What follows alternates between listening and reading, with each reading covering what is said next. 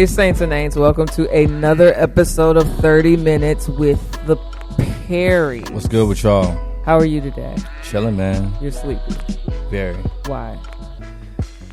Because I've been trying to get like these little sermons and these little messages ready for these events, and I've just been up all night thinking about it. That makes you tired? Yeah, and then the Bible makes you tired? Studying the Bible? It's exhausting? Why you gotta take it there? Like, why you gotta no. I'm a procrastinator, and so I've been procrastinating on a lot of my deadlines and stuff like that. Okay, so what are you studying for? I have to preach in Dallas, and that's the main thing. I got to preach in Dallas. What are you preaching? On Matthew 28, making disciples of all nations. Tell me about that. I'm helping you prep. I hope you see it. Yeah, I'm preparing a sermon about discipleship making, but I'm challenging people about the goal part in that. Asking people what does your goal look like? So I think a lot of times in you so extra. I think a lot of times in especially Western civilization, we can think like our goal looks like, going on mission trips or starting programs in a local community, and that's all good. But I think that we have to understand that Jesus actually made disciples as he went. And so, like, I think that we have to learn how to make disciples as we go. And so that's how I became a disciple. Yeah. Gary, he took me on his wing, and as he went, he just took me with him. And teach the text. Yeah, and so that's not the whole text. Crazy thing is, this episode ain't got nothing to do with that. It never does. We always start off with something totally random. It has nothing to do with that. We straight talking about guns. We are. It rhymes with, it has a go gun, right? You tried to force that one. No, I did force it, but I own that. I don't care. What do you feel about guns, Pat? You just went straight there. Yeah, I just went straight there. You see how I did that? I don't know how to feel. So on one end, I think they are deadly little creatures. Like they kill people. On another end, I am empathetic of them because they also protect people. So yeah. Like people, like most gun owners, well, a lot of gun owners in America, I don't know about abroad, but in America say that a gun is a shield in the hands of the right person. Interesting. Not a weapon. Yeah, so did you want guns when we lived in Chicago? I wanted guns ever since I was married to you, and you was like, no guns. So, no guns at all. Not in my house, not around my kids. I can't even bring my voice to that kind of I don't know why I gave you tone. That voice. I don't know why I gave you that voice. It was odd. No, Edith's not going to find a gun when you're going to go pow. So anyway. And when you finally let me get a gun, I was like, whoa. And then I just started getting them. I'm trying to dialogue about the process. So Preston kept wanting to have a gun or whatnot. And when I was in like first or second grade, like we watched this program about this, you probably don't remember because you a hood baby. And I don't know how much y'all was watching HBO. First of all, I'm tired of people coming to my DMs like, hey, hood baby, because of you. Apologize. Call them Preston. My name is Preston. So we watched this little special about safety, and it was like this little reenacted thing where these two kids was in the house, and one of the kids found their dad's gun and shot the other little boy. And when you in second grade, that's mad traumatizing. So that's always just kind of been in my spirit that like I don't want a gun in the house, especially considering the fact that we have children, until we moved into a home in Georgia. Then it felt like, I want a gun up in here. Yeah, because before we was in apartments. So it's like, y'all got options of places y'all gonna break into. Now that I got this house, like, if you just want to come to my house, like, you here, and then what I'm gonna do, like, I'm gonna stab you. I got to get real close to you to stab you. I'm gonna throw the knife. My aim ain't that great. I ain't got no bow and arrows. What am I gonna do? I could pray, but, like, we need to pray and, like, do a thing. And so I felt like guns would be helpful to protect me and my children when you're gone. That's it. Yeah. And so I think, having guns is, I wouldn't say it's for everybody, but I don't think that they're all the way wrong when you are educated about the gun that you have, when you are responsible and making sure that gun stays secure, not just to protect people, in your home and children, but also I think that America should do a better job of making sure everybody has safes in their home, because a lot of the crimes or a lot of the, stuff that happen around the country is happening because people steal guns and then go do crimes with them, and so because it's not easily traceable back to them, and so yeah, I think that. So to this statement, and even into my own experience, I felt a pushback in my spirit. Yeah. Okay, because what somebody would say and what people have said is, why do you need a gun when God can protect you? Same reason why you lock your doors at night. Explain. Because I think to say that, God is going to protect us is such it's an obvious statement, but at the same time, it's like we still take preventative measures to make sure we're safe. It's like we wear seatbelts. And so we lock our doors at night. We call the police. We don't say, oh, don't come, Jesus is here. You know what I'm saying? Like, we do things, and so I think that in the same way a cop has a gun, I think that if I'm a responsible citizen, I can have one too. That's just my I don't feel convicted about having a gun. And also too, I think, in light of what we are going through in America with all of these mass shootings, I would love to see, and maybe I'm taking it somewhere else, but I would love to see this country like a London. A place where, guns are not such a thing. Mm-hmm. But unfortunately, this country was built on guns. And so me personally, if I'm in a grocery store with my family and somebody comes in shooting, I personally feel more secure with my gun and Jesus. You know what I'm saying? Like, that's just me. That's the new shirt. You know Jesus. What I'm saying? And I don't and I know that Jesus. And I know that kind of sounds like probably like a right wing Republican, you know what I'm saying? But I'm really not trying to sound like that. But I do think that there has to be a balance, you know what I'm saying? So we both know of a prominent teacher who has said that if someone were to break into his home and threatening him and his wife, that he would not shoot or own a gun because he feels like this is one way to turn the other cheek and lay your life down for the gospel, even though it's not a martyr situation. They just probably trying to steal your PS5. But like, how do you respond to men who would say, killing an individual is not the way that I want to protect myself and my family? Yeah, about that, I can't go. Why not? If somebody come in my crib and seeks to harm my family, I feel like I have a moral obligation to protect them at all costs. Mm-hmm.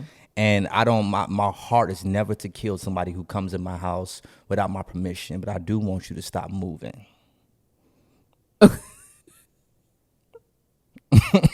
This is what I mean. I'm not necessarily. Why you pointing at me for so long? Because I meant it with all my heart. Go ahead. This is what I mean. I want you to. I want to eliminate the threat of anybody in my family. Meaning the goal would not be to kill, but to. I don't want you to move. I don't want you to move in my house. I want you to stay still. And so if I have the opportunity, right, to say don't move and you listen, and I can keep my eye on you. But if I don't until the police show up. But if I don't have the opportunity, because here's the thing, it's the difference between. So what does this mean? You aiming for the angles? What are you doing? How do they not? Hopefully, I don't have to aim for anything. If I can assess them before they make me out in the house and see where I am. If I can assess them and see that they don't have a gun, but if they have a gun in their hand, I'm not going to say anything. I'm going to shoot. I'm not going to hesitate because I have kids in here and a wife that I love very much. I appreciate that. You know what I'm saying? And so I'm not going to like, oh, maybe I should. I'm going to shoot. Okay. And I'm going to shoot until you stop moving. That's just me. Okay. You know what I'm saying?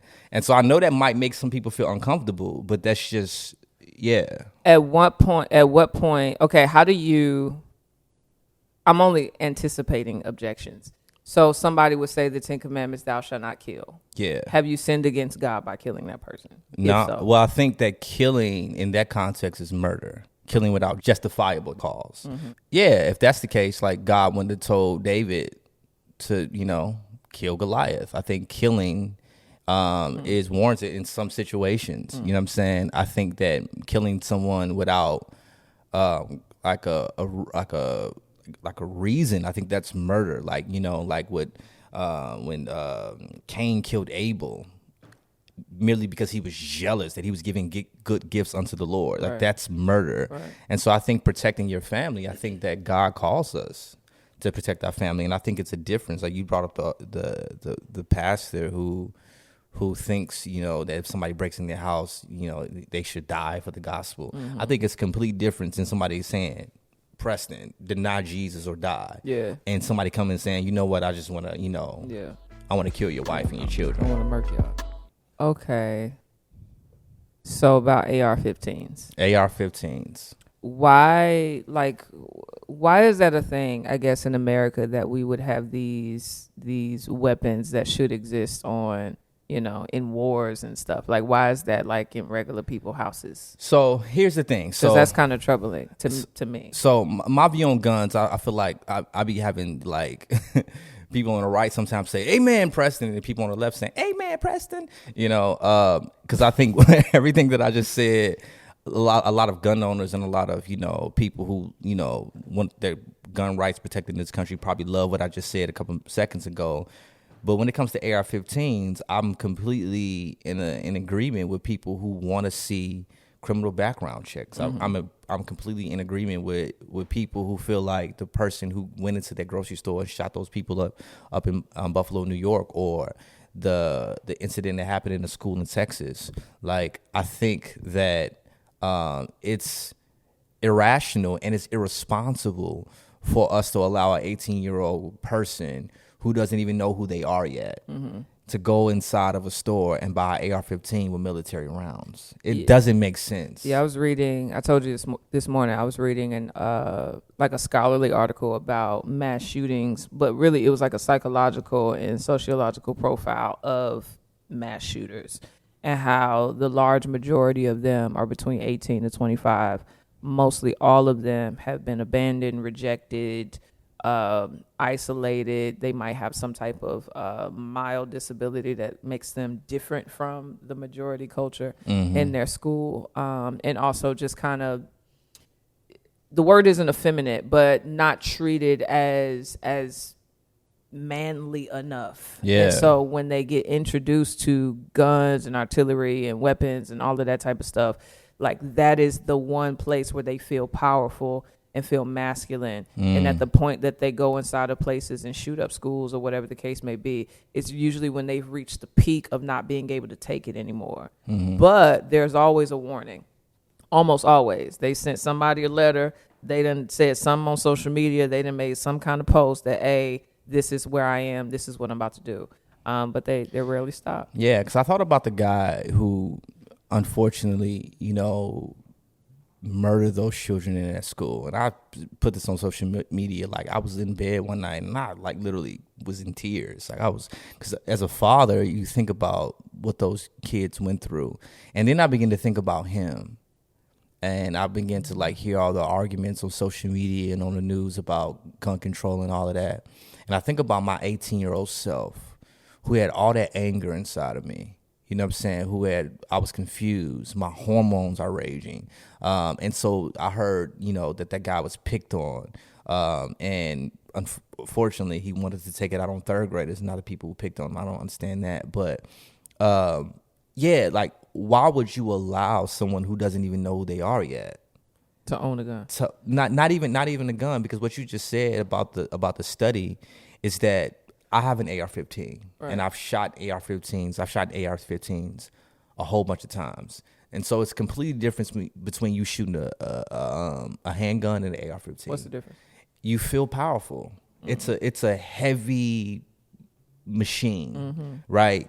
And so I think that psychologically, when you put something so powerful in the hands of somebody who has so much anger, and studies show that we as boys, we don't mature until like 25. And so he's dealing with all of that rejection, all of that hurt, all of that pain, all of the people talking about him. And it's like, okay, while you're trying to figure out who you are, come get an AR-15 with military rounds. Yeah. It's so stupid. Yeah. You know what I'm saying? And so, like, I think for the people who are just asking people who are trying so hard to protect, and I know I might sound like like being hypocritical here, but I'm not. I think it has to have balance. I think that for people in this country saying who are saying like, no, we should have mental background checks for people who want to own these type of weapons. I don't think that they should be 18 years old. You know what I'm saying? I own guns at 35. I don't think that I should have owned those guns at 18. Yeah. Also too, I think that we need to do a better job of making sure every state and city has criminal background checks, that everybody has safes, you know what I'm saying, in their homes to protect their guns and keep them locked up. And so I just think that this country is backwards in this way. And that's the reason why I want to have guns, is because I live in a country that allows stuff like that. So earlier you mentioned London, and when you mentioned London, I thought about Scotland, because our friend Carrie she grew up there. And I remember the first time I had a conversation with Carrie, that's when we were living in Chicago. And, you know, the crime rate and murder rate in Chicago is just always high. And so it was always on the forefront of my mind. And I asked her, I said, how many murders were there in Scotland, like last year or something? And she was like, 7. Wow. And she was like, but they were all by stabbing, which was like, I was like, how? She was like, because we can't have weapons and guns. Even though you got to be in the different type of crazy. But that's what I'm saying. Like if like you hit if people are dying because of stabbing, you've already reached into a different niche of a person. Yeah. Right. Come here. And so it's like, but I think that weekend Chicago maybe had 36 murders. For her to only have experienced 7, and just on Friday there was 36, that was deep to me. Yeah. You know what I'm saying? So I guess my question is it even, this is idealistic, but is it even a possibility that America can just kind of do away with guns? Is that a thing? So here's the thing, man. I know we got the Constitution, and what is that amendment? What's the one of the things that all the people the Second Amendment right? Yeah, that thing. That. Yeah. I'm not one of those gun owners that's saying like, I love guns and I love my Second Amendment right so much. And I'm not one of them. I'm just not. You know what I'm saying? I appreciate guns. The dialect you used was very... Yeah. I knew who you were talking to. Right, yeah. Because I be at the gun range with a lot of them, and they cool people. You know what I'm saying? Like, yeah, brother, shoot your AR-15. And I'm like, okay. You know? But I'm not one of those people. But I do feel like, as far as America getting rid of guns, I feel like America, and this is just my own personal opinion, and I could be wrong, I feel like we'll get rid of the hamburger before we get rid of guns. It's so American. And I think when you think about America, this country is so much about power. You have to understand one of the ways in which America came into power is because of guns. Yeah. You know what I'm saying? We were straight killing the Native Americans because they didn't have guns. You know? And so... And don't say we. That wasn't us. Go ahead. But I'm just saying, like, America, I get you it. know, and so I think that to let go of something so much that contribute to them having power, I just don't never see it happening. You know what I'm saying? Unfortunately. And I think that for the church, to put it on us, I think that we have to pray, because I think in some ways we have to understand that God will judge us for all the blood that was shed because of guns. You know what I'm saying? But as for me in my house, I just want to make sure. I know for a fact. If I live in a society with so many guns out here, I want to be able to protect my family. I know for a fact that Hobby Lobby got a rug that says that. What? As for me in my house, we gonna have guns. I know it's at Michael's or somewhere, Home Goods, Marshalls, TJ. Because I heard a guy. He's a white guy that I became really cool with going to the gun range, and he always wears this shirt that says a gun is a shield in the hands of the right person. And I do think that there's a lot of truth to that, because I think that you can hate guns, and I think that you can be equally grateful for a gun if it's used to save your life. And so I think that it has to be a balance. But I think that this country is so political that we'll do what we have to do to keep guns in the hands of the right people at the expense of endangering so many others. I think that's the problem. To close, I would like to hear your thoughts on, so like every time there's a mass shooting and people talk about it, people always bring up Chicago. Like, My why city. why are we talking about the mass shootings when people are dying in Chicago all the time? And it rubs me the wrong way because it's a deflection. It is a deflection. Oftentimes, it's like, yeah, I feel you. There is a lot going on in Chicago, but about this mass shooting, like that's the topic at hand. But secondly, y'all don't even live there, ain't lived there, Never don't know will the go pastors there. on the ground, don't know the organizations that's doing work. I was a part of one of them. You know what I'm saying? So it's like, to me, it's like you're using Chicago as a scapegoat to talk about another issue. But I guess you, as a Chicago native who has seen the corruption that has actually like cultivated this kind of violent atmosphere in Chicago, like I don't know, what's your thoughts? Yeah, one, I think that people have to understand that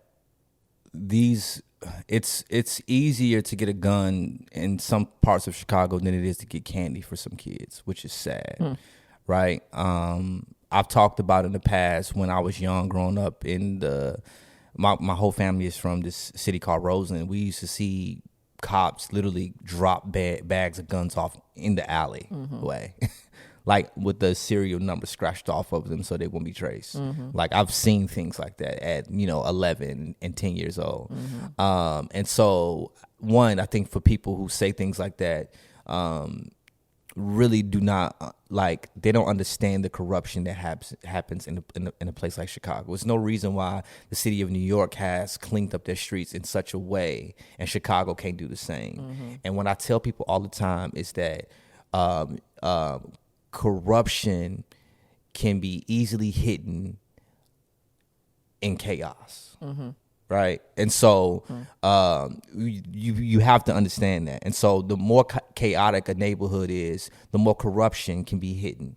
When it's cleaned up, corruption is exposed. And so when you see a city that is heavily corrupted, you are not only supposed to look at the citizens that are there, you have to look at the leadership. Black people in the hoods are not the leadership. So that's one thing. Secondly, I do think it's a legitimate argument for people who have AR-15s and say, like majority of the murders that happen around this country are not taking place with AR-15s. It's with handguns, which is a true thing. You can't conceal an AR-15, but you can conceal a handgun. And so most criminals use handguns, right?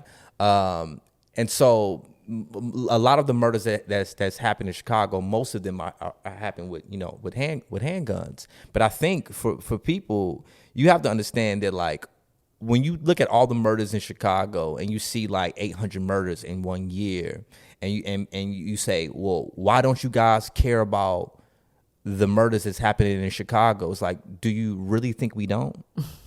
It's like it's so offensive. Like I grew up on the south side of Chicago and we had way more stop the shoot rallies than police brutality rallies or AR-15 rallies or whatever. It's like but I think sometimes the far left, they don't promote that because it doesn't support their agenda. Right. No, I think the left. Oh, okay. I think when you see because I'm not a fan of the right or the left. I'm just gonna be 100 with you. Because the right... That means honest. Yeah, honest. I think sometimes people say, man, let's focus on what's happening with these AR-15s. But I think sometimes the left, they don't put a lot of emphasis on, black people really caring about the murders that happen in our city. Chicago has don't shoot rallies every year, and you don't see it on mainstream news. And so this is the reason why so many people who don't live in the hood are so misinformed about how we deeply care about black men and women dying every year. Right. And so they look at us and say, oh, you guys don't really care. It's like, no, we have way more stop the violence and don't shoot rallies than we have police brutality and all of this stuff, but it's not promoted on the left. Right. And I think the right, they always want to use murders in Chicago as a cop-out and things like that when they want to protect their agenda. And so I think and that's the reason why I don't really like the political conversation as much, even though it is political. I think that we need to just start having human conversations and talking to people and learning from people who don't come from our worlds. Because if you talk to somebody from like me, a person who came from the hood, who's been redeemed, who loves Jesus, you will see that no, people from my community, we do care about the murders that happened in Chicago. And and we also said about the killings that happened with AR-15s. And so I think it has to be balanced, and I think that we have to learn from people who don't look like us. Well, there we go. You did a good job. Because I have nothing to add to this conversation other than questions. And I'll say this. Okay. Get off your chest. And I'll say this. P.S. AR-15s do not stand for assault rifle, right? Right. And so I think a lot of times when people think about AR-15s, they think about, a gun that can kill 20 people in 5 seconds.